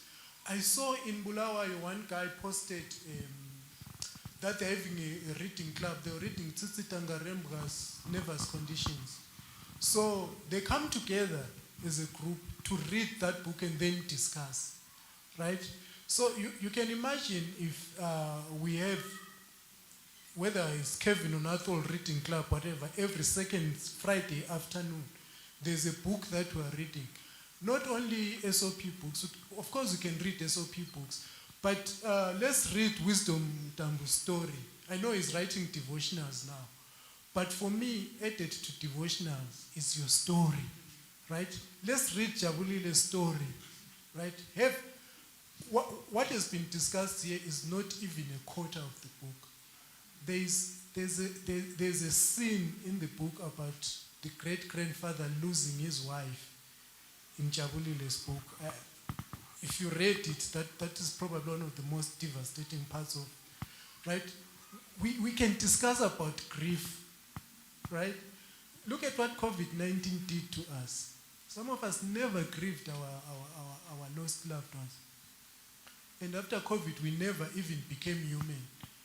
We were turned into animals, most of us, right? COVID was a reset, but we never reset. We moved as if nothing had happened, right? And it actually desensitized us from many things. And it's interesting that when I was reading it, your grandmother died around 2020, right? And of course, I wouldn't impose this on you, but I would have loved to engage with grief during COVID times and what it meant. But in short, basically, what I'm trying to say is when orality has been killed by the advancement of society and the transitions that we have made because of reconfigurations of society, as it were, then individual reading becomes an important aspect. But how do we circle back to orality? We can read and discuss a book. We can read books and do book reviews. We can read different books, or whatever the case might be. And also, well, I write in a different space that whatever I write is not even, it can be discussed in church, but it's not even meant for church discussions, right? Because there are citations, there are quotations, so and so says this and therefore, and I have to go and gather data, but it can still work, right? Lastly,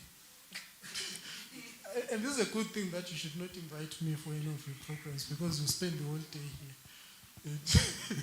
And at my age, really, I don't want church pulpits and stuff.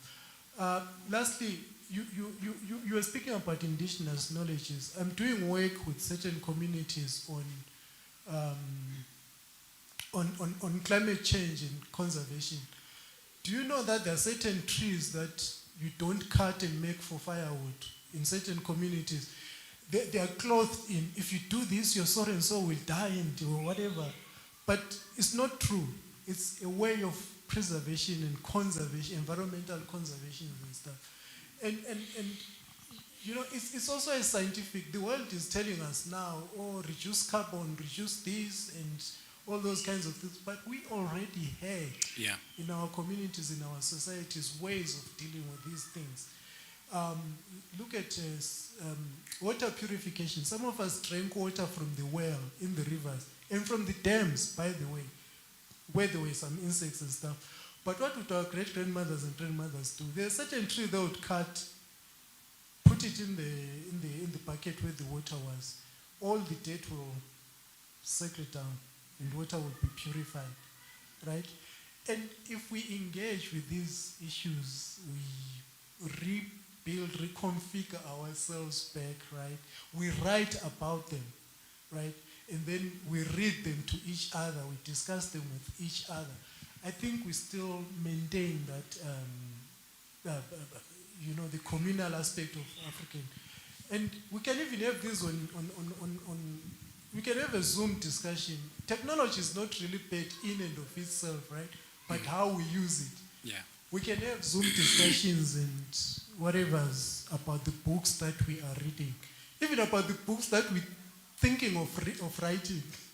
Not only that, so that we shape our ideas as a collective, right? And there's something beautiful about seeing a book come into life after having participated in its construction, as it were. It's almost like music. The gentleman who sang in the morning, I watched online, so I might not have. He said he wrote the song for a certain group, but they never produced it. But that thing that I do things and then we're a community, we're exchanging, we're participating in cultural production is quite important. Thank you, Prof. Yeah, I wanted to just touch on quickly in closing with what Prof said, which is an element that's quite evident in the book, and it's that continuous push for that kind of engagement. Not because it's fun to engage, but because it's important that we shape our ideas. You look at how Africa is going and how the trajectory it's moving and the influence imposed on Africa and how everybody fusses about Africa, but how Africa, and whatever it produces from within authentically, is diminished or sidelined until it gets to perhaps Harvard or wherever. But and I'm trying to encourage that here to say even this particular setting is a form of trying to engage and perhaps feeding your yearning, Tandi, for example, because we're here together. But another aspect that matters is we do have to produce stories that are relevant. I mean, when I started reading literature, I was reading Daniel Steele because there was no romantic black novelist at the time. Of course, there's a few now. So you see where we're coming from. If we cannot create, then there will not be. So we must create and shape those ideas so they are able to shape the pathways to the kind of futures we envision or at least want. Thank you. Thank you. Yes, sir. Thank you. Question, comment? Yeah, maybe it's rhetorical then. I'm just thinking that if we throw you back to your earlier days and maybe it wasn't your grandmother who would have written, you know, if it was not that type of grandmother, maybe if it was mom and dad, okay? Mom and dad, here you're growing up, they're going to work, you're going to school, they're busy. Would you have been who you are? Would you have written what you have written, what you wrote? Yeah. It's just something that I wanted to think about and people to think about. So when you were talking about what my grandmother was like this, I think everyone relates the moment you start saying that. But it might be in the face of a father or an uncle or a mother. So I was picking something from that. Maybe we are not actually hopeless in terms of helping or encouraging each other to read or write, because I observe that a bond affects your rate of listening or accepting something, okay? Because there's a bond. So if it was let's say there's something that you're saying, but Granny Gogo says, where did you see it? And you say, my friend. And he says, if it's your friend, it's not you, you're not putting on that, okay? And then you carry it with you. This is where you are now. So you move according to what Gogo said. But it's not because it was the greatest thing that could be said. Daniel Steele could have also said that. Daniel Steele. But it's your Gogo. So the fact that I love this person, and then the person that I love said to me, I was doing an ethics thing for CIPC sometime, and I was saying, I think that people at work, why we have a crisis in South Africa, I mean, look at I'm an author general report on issues to do with ethics and corruption. So I was saying, the intersection between what your parents taught you, what your grandfather taught you, and what they say in the code of conduct is what affects what you do. It's not what they tell you at church or the code at work. It's my mother said to me, I should never eat things that I have not worked for. So normally you see people saying that. My mother taught me that never take what is not yours. What is not yours. And now if they say the same at work, then there's an intersection, okay? And that's what I listen to. So my contribution then is this. This thing of there's Wi-Fi, there's what, and we think that maybe our kids are not going to be readers. I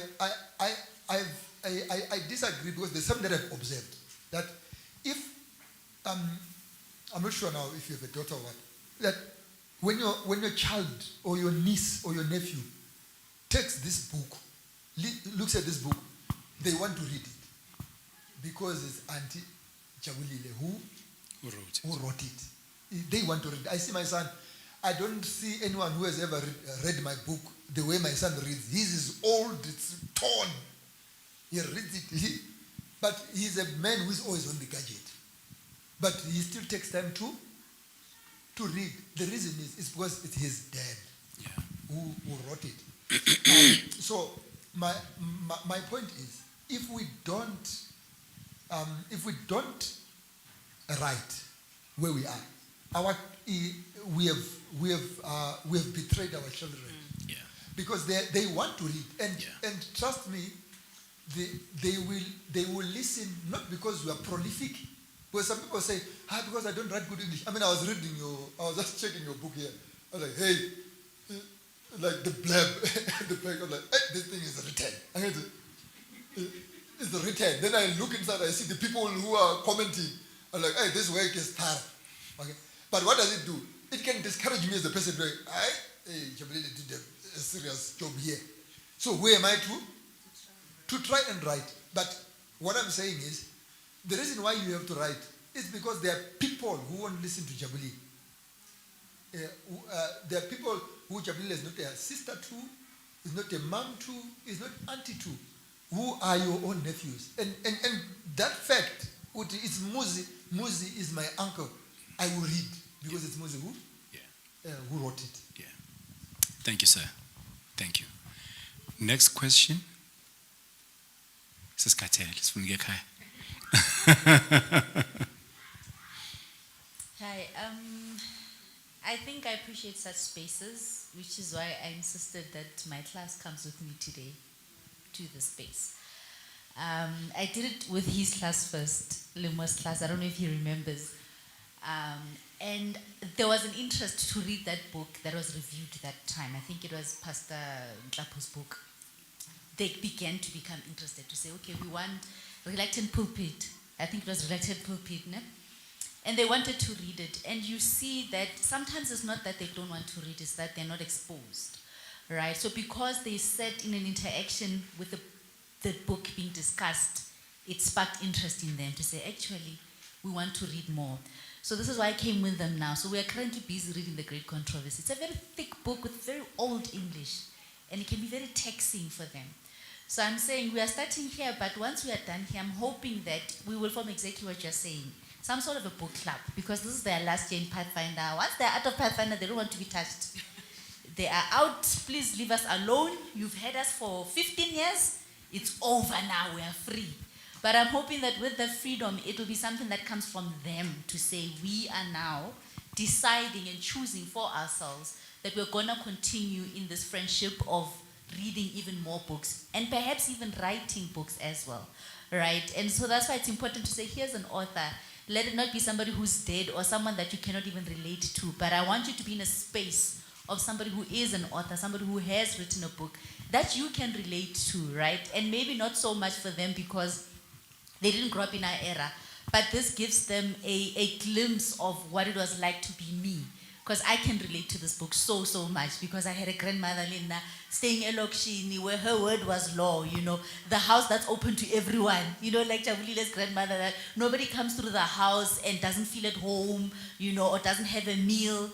We can all relate to that, right? And it goes to the mentality that they had, the mentality of abundance. You know, right now, Tina, we count the chicken pieces. 5 children, 5 chicken pieces. If a visitor comes, we wait for you to leave. We will eat after. Because we did not count you in the chicken pieces that have been grilled in the oven. But that was not them. My grandmother, the whole 2 kg. And you're like, but what about tomorrow? Tomorrow will take care of itself. Yeah. Right? And if we can have and bring back that spirit of abundance, that do not have this poverty mentality that it must be 5 pieces, we don't know tomorrow. tomorrow will really take care of itself if you are operating in that space of abundance. In King David in the book of Psalms, he says, "The Lord is my shepherd." In King James Version, it says, "I shall not want," right? But in NIV, it says, "I lack nothing." Yeah. You know, it is such a game changer to move from the space of, "Lord, can you, to say, God has already decreed and declared it over your life. You lack nothing. Operate in that space. So it's such books that show us how people of the past lived, how those principles have been passed down to us, and what then they can harness and harvest from our past experiences. So, oh, okay, so this is how you guys were raised. This is what, okay. So that they don't go into the space that pushes us into individualism, right? That thing is being pushed so hard right now that you must operate, everything must be for you. Even the way we even grade things in university, out of 5 assessments, only 1 will be group work. The 4 of them, it's individual things. It's for you and you alone, right? Yet as if when you're going into the world of work, you're going to be working alone, but you're going to be working with people. So as much as we're trying to change those spaces, and those are the spaces that we're trying to change, we're trying to change the spaces to say, be practical, be real, be relevant to the people that you're producing. You're not just producing students, you're producing people that are supposed to thrive in industry, right? So even in the same way, we're not just raising children who are going to be Christians, but we need to raise Christian children who are going to thrive, Christians whose homes are going to be churches in and of themselves, right? Because that's what your grandmother's home was. It was a church. People came then, they were ministered to. And that's what our homes need to be, places where people can come when they need to be ministered to. Thank you so much. We're going to take one more question and then we'll wrap up. Speaking about the issue of exposure. So in 2019, I established a book club with Abantwana Base Orange Farm. And Jabulile was there when we launched my book club. So this is what we do. We meet with these kids, about 20 of them, once every 2 months. I give them a book. So in a year, I give them 6 books. So these are kids who never used to read. They used to only read biology and life orientation at school, nothing else. But today, if I ask them, because at the end of the year, I ask, how many books did you read this year? These kids say, this year I read 12 books. Meaning every month they read a book. One of them who loves Imali so much, not in a bad way, but he's a businessman. He says, Mina Putmuz, I'm going to be rich. Last year he says he read about 30 books. Because when he's traveling in a taxi, he is reading a soft copy of a book. So he has started a business. He started a business that to wash ama beans, ekas. And now he's telling me, no, Putmuzi, I'm doing something in Mpumalanga. I've left that business. It's running itself. And now I'm doing something else.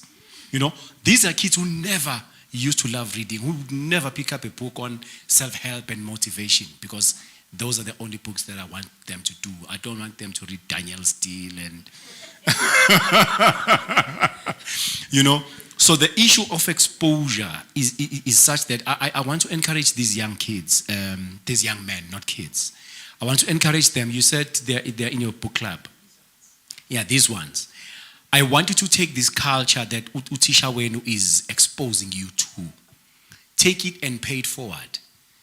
You can take 3 kids and buy them books once every month, once every 2 months. Instead of buying Amahe piece, buy books, you know, because a book will change a child's life. The reason I started a book club was because I was a very naughty young kid. But at the age of 19, my father, who was a principal in my school, and Ubeng Bora, because this guy was always so strict. But one day he delivered a speech at school, and my father is eloquent. His English is very good. So I was listening to him deliver his speech. I'm like, wow. That's not my father. I know this guy. I know this guy, but I love how he's speaking. I love the book he's quoting. He's saying, this book says, and then he says, if you want to change your life, you must change your attitude. If you want to change before you change your attitude, change your beliefs. Your beliefs will change how you see the world. And I'm like, wow, I love what I'm hearing. And then I say, because I didn't want to read, I said, where in the book did you read that? He says, no, read the whole book. You know, so when I started reading the whole book, I realized that there's actually a whole world of literature that teaches you how to think. I fell in love with books like that. Today, I'm such a bookworm. Even when I'm sitting with people, I'm thinking, hey, I could have finished 2 chapters now. She relates. So I just want to say, young guys, I'm telling you now, your knowledge base will be increased by books. I remember when I came to Johannesburg in 1999.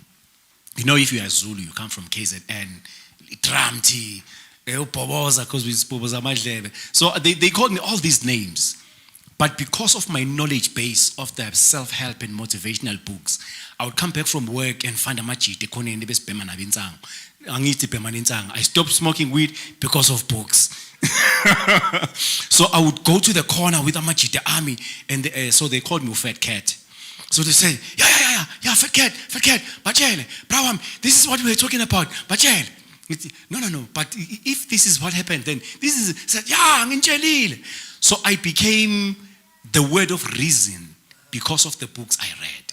So I want to encourage you now, who you will be tomorrow lies primarily and will be influenced by the people you associate with and the books you read. My brother. Good evening, everyone.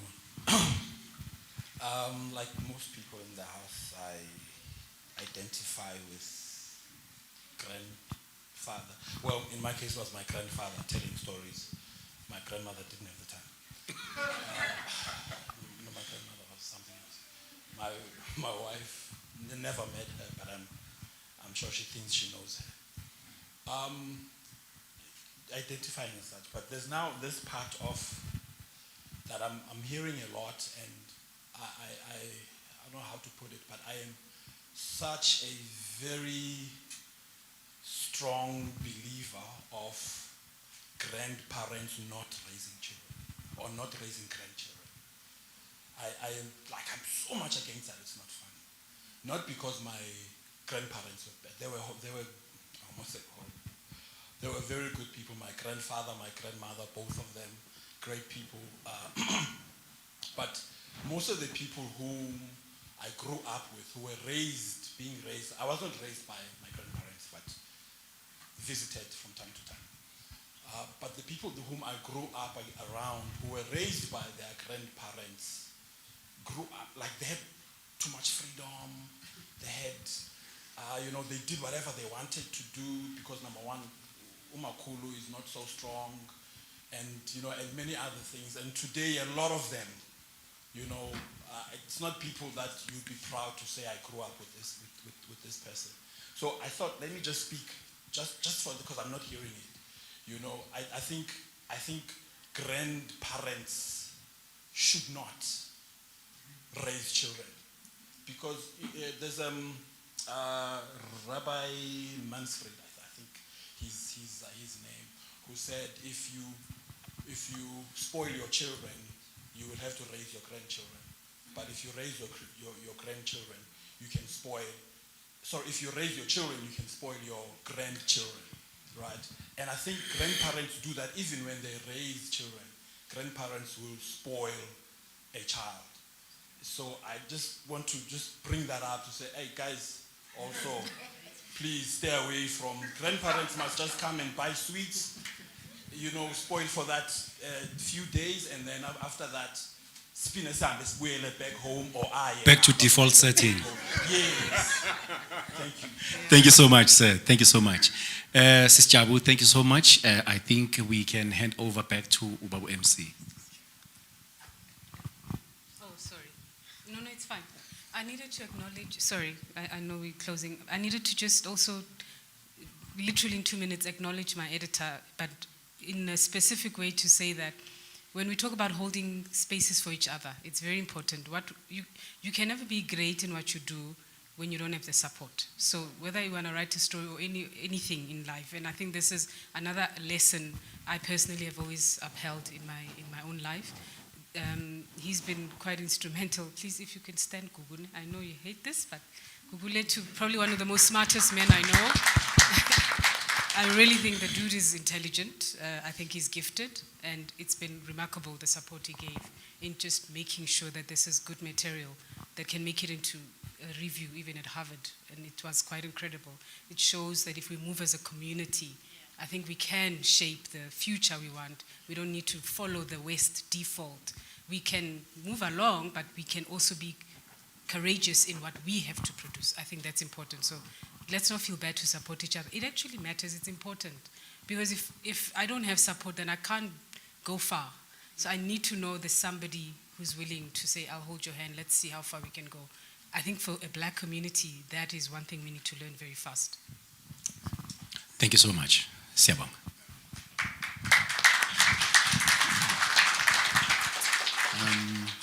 All right, so thank you so much, guys. We've literally held you prisoner for 30 minutes, 40 minutes extra. And I don't think you guys were reluctant prisoners. And I think it just shows that the content was engaging. It was something worthwhile. I think we'll take note of how beneficial this was. And I think let's make the time to do this again. So I just wanted to really just convey my gratitude on behalf of Jabu and K's that you guys have made the time. No one was grumbling about the time. It's actually like the first time I'm seeing that the number we kind of peaked at, we kept throughout. So it's a very good indicator that these discussions and these conversations are important. So I want to thank you very much, guys, for making this important and availing yourself. So we're about to head home. I think let us close in prayer. Jabu? Yeah, no, thanks, Uncle Sipo. You're going to have to restock. We are out of stock. You can email me for a copy now, or you can wait for 3 weeks. It will be at Exclusive Books because the market is not easy. We don't just get there. We get there through third parties, but we are getting to Exclusive Books in a month, finally. All right, we're covered. Thank you. Yeah, and I'm just going to do a silly thing. I'm going to ask the Gogo in the house to